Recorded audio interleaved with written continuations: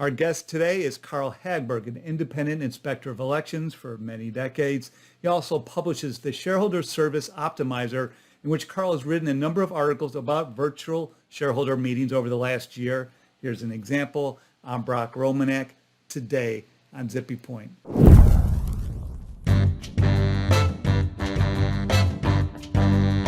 So Carl, just rereading some of the virtual meeting pieces you've had in your Shareholder Service Optimizer, just brilliant as always, lots of practical guidance, lots of articles, a lot to cover this year.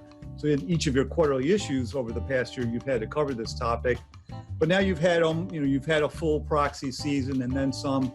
And so why don't you run down for us like your top tips you have for us? And we can talk a little bit more about what are good examples of what you've seen and what to do, what not to do, all that kind of stuff you always do. You're always all right. Sounds good to me. You know, I should probably take a few minutes just to give your listeners a little background on myself. I find this hard to believe myself. I've been going to annual meetings since the 1960s, since the mid 1960s, if you could believe it. And in the 70s and early 80s, I was in charge of in the stock transfer group at Manny Hanny. We were then one of the biggest transfer agents, and our officers would attend annual meetings, and I would too, of most of our clients. So we would go to maybe 1,500 meetings a year. And then after that, I became the business manager, and we grew. We had 1,700 clients. And so our reps would be going to sometimes 1,700 meetings a year, if you could imagine that. So I've been observing meetings and what goes on there for a very long time. And then in the 90s, when I left the bank and I started up my own company, we have 45 people who handle about 500, a little over 500 meetings a year.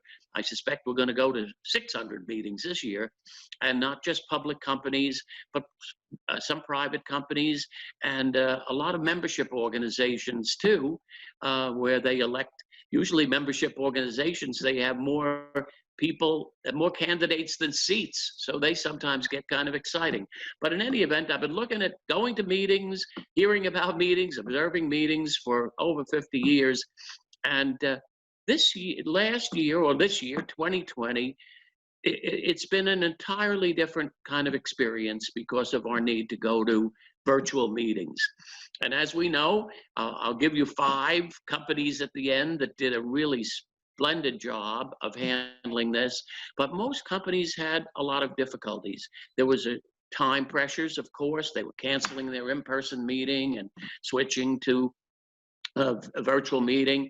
Some of them had trouble making their mailings because COVID was rampant in some of the printing shops, you know. Some of them had trouble just getting their act together because their whole staff was working remotely. So there were a lot of bumps in the road in 2020. And there was a lot of forgiveness that was given by investors. You know, they cut people a lot of slack.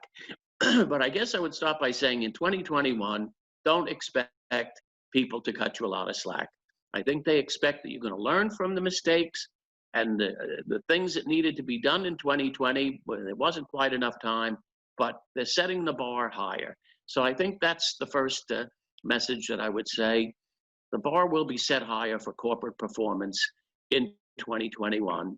And if you think that maybe you're going to have an in-person meeting at this point, think again. I don't think that we will have a good enough handle on COVID until maybe October or November of 2021 to where you could plan on having an safely managing an in-person meeting. So you might have a hybrid meeting where you have this limited. Yes, you might have. And I actually think there's some good things to be said about hybrid meetings. It's one way to satisfy that voting requirement. You could say to people, well, we're having a hybrid meeting, so you can vote by mail or electronically, or you can come to the meeting if there's room for you. And then you've satisfied that rule that you must offer people an opportunity to vote. If you have virtual only, they've got to be able to vote over the internet, and companies need to make sure that they have a good provider who will make sure that happens. At a lot of meetings last year, it didn't happen. They couldn't get on, they couldn't get in. or if they had multiple accounts, they could only vote one of their accounts, and then they'd have to log off and sign in again. So it wasn't the best, okay? And so I don't think that's going to happen so much.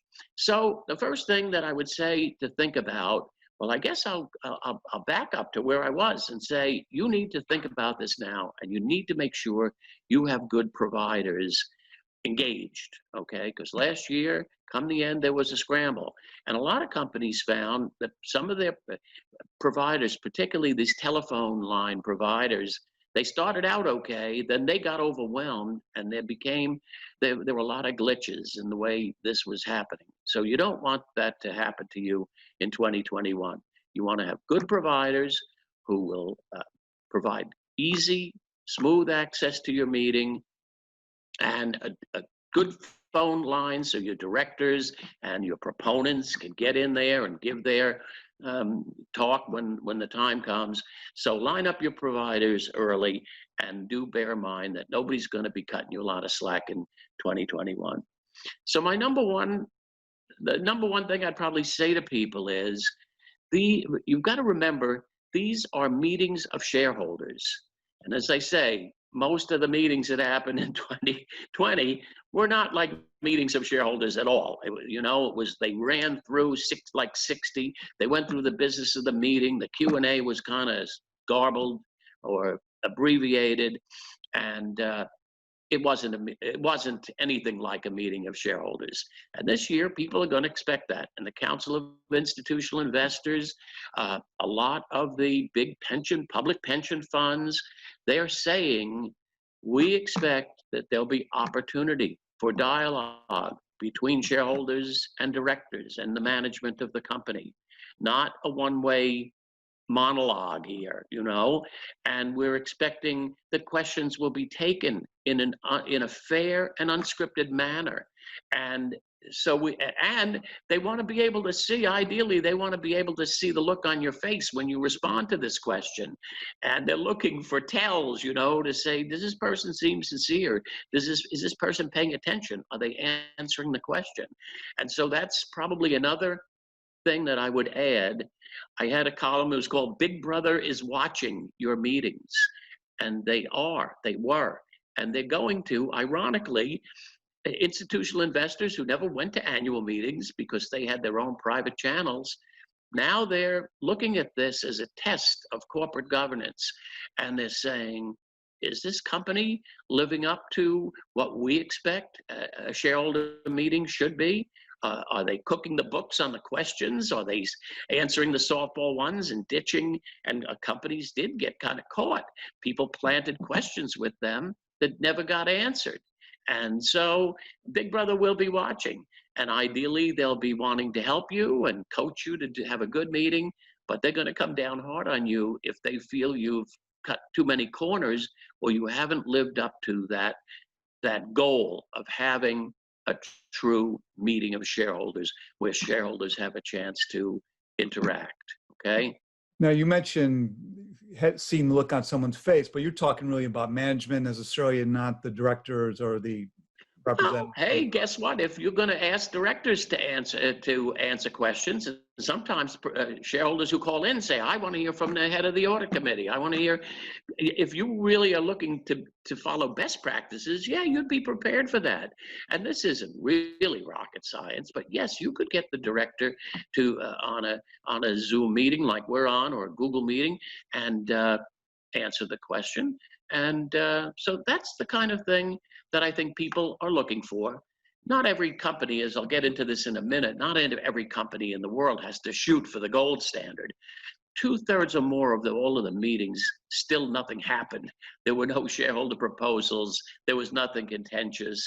And while they had a virtual meeting where people could tune in, nobody was tuning in. There was no compelling reason to tune in. So don't overspend, of course, if your meeting is basically going to be a non-event. But if you've got issues out there, if you have shareholder proponents, when you have a shareholder proponent, the number of attendees and the number of questions goes up very significantly. If you don't have any of those things, you don't have to worry quite as much, and you don't have to plan for as elaborate a thing. So I would say one of the things I've been telling companies is go back to the last in-person meeting you had and see who was there. And did you have a lot of shareholders that showed up at your in-person meeting? Then you better plan to satisfy them in 2021. Well, there were a lot of questions. Well, did you have shareholder proposals? You better be ready to put on a first-class production here. If none of those things are true, don't worry about it. Of all the meetings that we did last year, we did about 500 virtual meetings, and the most common number of attendees was 0, and the most common number of questions was 0, because they were small micro-cap companies and nobody came, and there was no reason to come. But if you're a company with a large following, with a high percentage of institutional investors, a lot of retail clients, a lot of retail investors, you need to kind of clean up your act, or you need to raise your bar in 2021.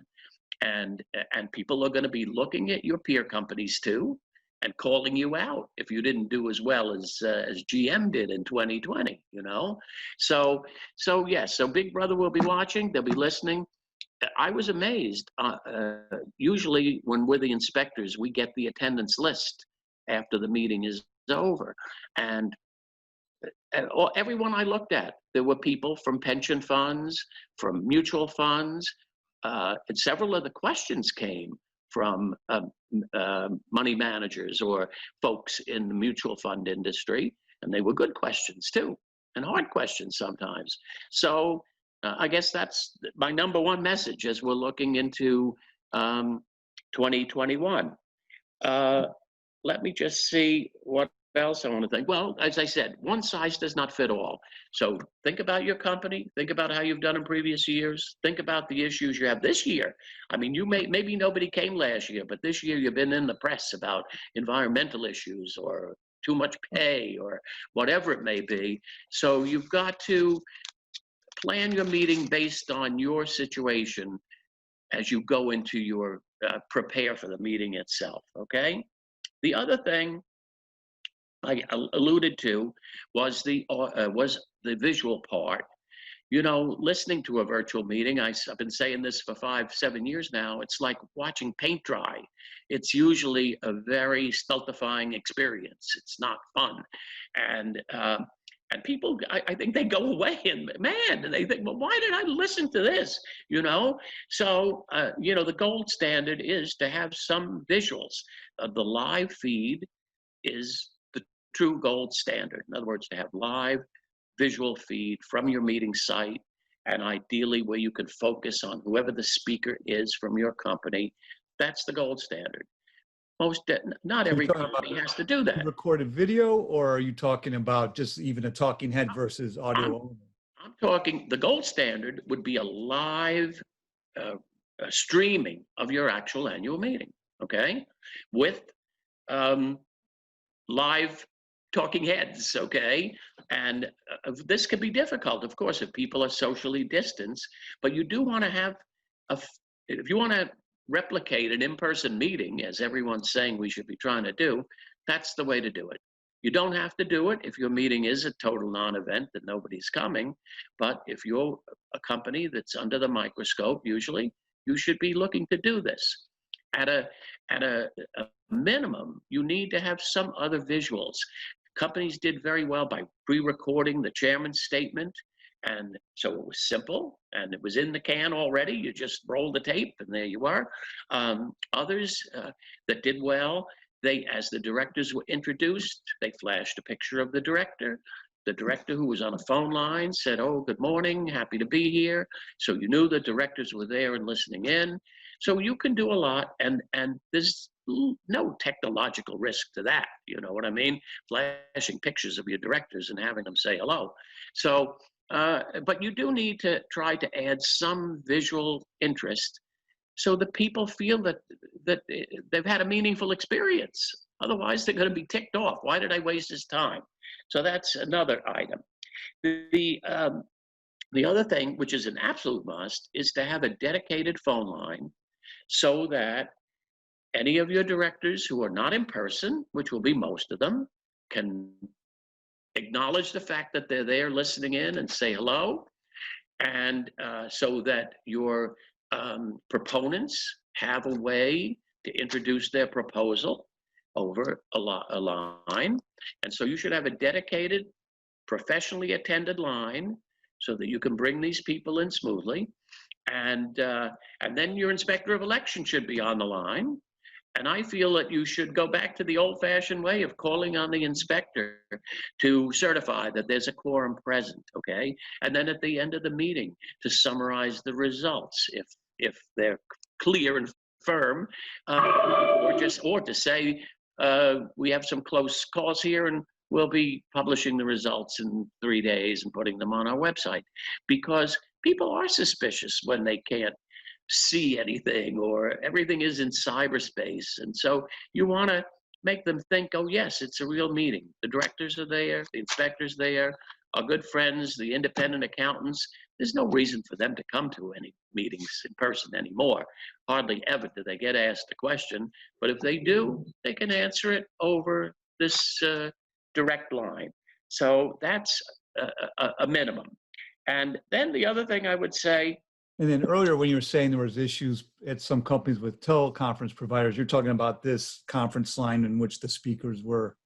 Most companies did have a conference line where at a minimum, the directors could say that they were there and the inspector could say he's here and the accountant could say that they were there. But most important, of course, that the proponents could use that to introduce their proposal, okay? And some people had trouble with it because some of the providers who were pretty good at the beginning of the season, they got a little overwhelmed and it kind of got a little iffier as the season went on and more people were needing this facility. So make sure you sign up your providers early, that you have good ones. And then the other thing I would say, absolutely, you must have a dress rehearsal or dry run of this to make sure that you're with all your technology on and running, to make sure that all the pieces are working, and that you have a good plan in case there is a glitch. We had one meeting where at the meeting site, at the company site where they were being originating the meeting, the power went off. And so you got to be sure your provider can quickly put something up on the screen to say, oh, we had a power failure at the meeting site. Please stay tuned. We'll give you further information. And then you'll need to give them further information depending on when your power comes back on or not, or what you do. And same thing, there were a few people where I think the proponent maybe tried to push the mute button or something and hung up. And so you called on them and they weren't there. And so what do?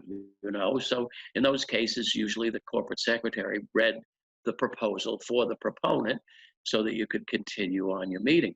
So do be prepared, yes, in case you lose power, you lose your internet connection, you lose your phone line or whatever it may be. And you know what, it makes your team feel much better. Once you get through this rehearsal, and especially when you think seriously about the Q&A period, which gives everybody the jitters, it helps you have a smoother actual meeting. So do be sure that you have a dress rehearsal with all hands on board. The other thing, as I guess I alluded to, make sure that the service providers you engage can provide easy access. And to me, if your only way to cast a vote is to, call ahead, write ahead to get a legal proxy and then send it back to the meeting provider and then get a control number from the meeting provider, I would guess if there were 10 people who cast their votes in that manner in all of 2021, it was a lot. It's just more rigmarole than any normal shareholder would ever go through. In fact, even if they got their legal proxy, maybe they'd forget to tune in your meeting. And so it's a lot of sound and fury that results in absolutely nothing. So be sure you've got a good provider who can assure easy access. And, there is an issue too about validating the people who are there. There were some companies who would they'd let in validated stockholders. So if you were a registered holder, you could usually get in. If you were a street name holder, you could almost never get in. Or then if you got in and you had another account to vote, as I told you, you had to sign off and sign back in again. So that wasn't too good. So you need to think about these things. People will be expecting a much smoother process, okay? There was some where the shareholder proponent was on the dedicated phone line, but didn't get into the queue or couldn't get called on to ask a question at the meeting itself. So they weren't too happy. And so you need to be sure you've got providers that can put these pieces together in a pretty seamless way, okay? So I'll give you the one tip, I guess I hinted at the beginning, and probably the best tip I give you would be to listen to 5 meetings that were really, really good, that really aced this. The best by far was General Motors, I must say. They had every one of these points covered very, very well. They had a very robust and vigorous Q&A session, okay? And Starbucks is another. UPS, I've been going to the UPS meeting since they were a public company, and this was the best meeting they ever had. And they had more people in that one meeting than they had in all the years of having in-person meetings, and they had excellent questions. So you can turn this into a really satisfying experience for your shareholders if you do it right. So I had GM, Starbucks, UPS, United Health. Many of you probably know Danette Smith, man, she did such a good job of preparing that meeting and teeing everything up. And Intel, which has been doing meetings they were the first company other than Broadridge, I think, to do a virtual only meeting, and they've got this down to a fine science too. So listen to those 5. It won't take that long. You can skip around a little bit if you want, and set your own bar with them. And then I would say too, if none of these are peer companies of yours, find your best and most admired peer company, see what they did, and be sure to do better. Okay, so those would be my tips for 2021. And then one great article you had is about the Q&A session itself. And I know in reading about what you wrote about, like General Motors meeting, how Rick Hansen handled the Q&A and the management team. Yeah. So critical. Yeah. I did quite a lengthy article on the Q&A session, because this is the key to having a meeting of shareholders. They've got to be able to ask questions and hear the answers, ideally see the answers or see the person answering. They are entitled, in my opinion, to ask a quick follow-up question, because you want to have a dialogue. You don't want to have just a monologue. And so it's quite lengthy. I think there are about 20 tips. Now, you don't have to follow every tip, especially if you're one of those companies where no one comes anyway, but you should be prepared to allow for a robust discussion. And one of them, of course, is getting people to submit questions ahead of time so you can get the ball rolling smoothly, okay? And to your website, to your investor site. That would be one way. Another way is to be sure your proponents have adequate space to introduce their proposal, and that you ask if there are any questions about the proposal, and wait in case another shareholder has one. I think that proponents are entitled to have a second if they want to have a seconding statement. So there's a whole bunch of tips there. They're on my website.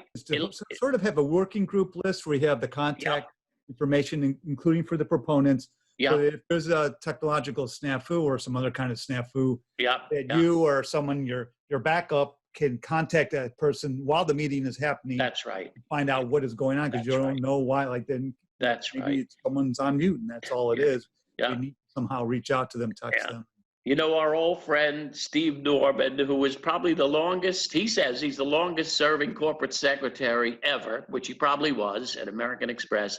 He has a great expression. He said, these things are nervous making. Well, the Q&A period is the most nervous making thing, where your CEO and CFO and your staff are concerned.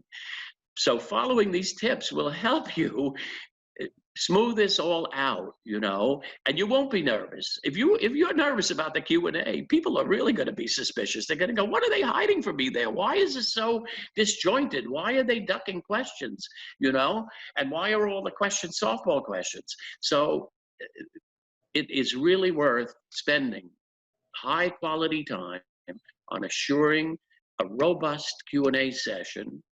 And it's funny. Remember when the IR officers were always complaining that they never had a seat at the table? Well, now they're getting a good seat at the table because they understand the questions that sophisticated investors want to hear about, so they can help you with teeing up the questions. Many times they ask the question of the chairman, and then the chairman or CFO or whoever can answer. So rehearsing this will pay you back 1,000 times over, and will make your meetings go well. I mean, the other thing to bear in mind, if at your in-person meeting, you're the kind of company that used to collect cell phones so that people couldn't record. Now you can't do that anymore because people, even if you're not going to archive your webcast, people with their own cell phone could record what's happening live. That's right. You know what? This is another good reminder. When VSMs first came along, another good friend of ours, Tim Smith from Walden, the activist investor, he complained that it was putting stockholders in a cyber ghetto. That's what he called it, a cyber ghetto. And I said, well, that maybe could happen, but you're not going to let this happen. And you got to remember that on the internet, as you alluded to, there's no place to hide. This thing gets archived and it's there forever. And so it better be good. If it's not, you're in deep trouble. You know what I mean? Yeah, so yeah, the potential for virtual meetings to reach so many more people and to be such effective tools for activists. I said to Tim, Tim, what's your problem? I said, you go to a meeting and maybe you speak to 3 old ladies in the back of the room and 1 old man. And now you're on the web and you're speaking to an infinite universe of people. So I have to say, this is really changing the way meetings are going to be run. And we need to, as someone else said, put on our big boy pants and step up to it, Well, thanks as always. Such great information. We have other Vid-Guides with Carl about inspectors of elections in general, proxy fights, a number of other ones. So check those out. Thank you. Brock, it was great.